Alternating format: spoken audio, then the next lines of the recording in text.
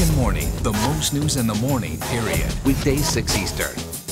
Slaves helped build the Capitol, helped build the White House, the Department of Treasury.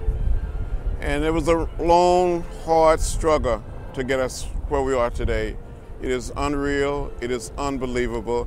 You know, when I first came to Washington, D.C. the first time in May of 1961 to go on the Freedom Rides, blacks and whites couldn't board a Greyhound bus and sit together and travel from Virginia through North Carolina, South Carolina, Georgia, Alabama, Mississippi, into New Orleans without the possibility of being arrested, jailed, or beaten. And we were jailed, we were beaten, we were put in the state penitentiary in Parchment.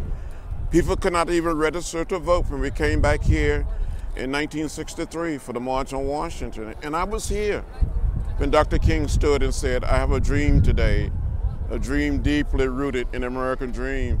And to come back here 45 years later, it is almost too much. It is almost too much. Willie Brown, where are your thoughts running this morning? I think America has made a transformation that none of us could have envisioned.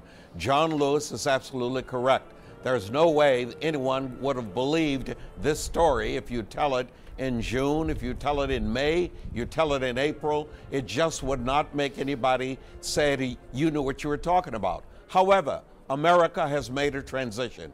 That transition now says little black boys and little black girls can stand up and say, I can be somebody other than Michael Jordan or Tiger Woods. They can stand up and say, I can really do what I need to do in this country. But even more importantly, young white kids are now going to look at little black kids and black people differently, because all of a sudden, a black man has become the most powerful human being on the face of this earth at 12 noon today. That's incredible.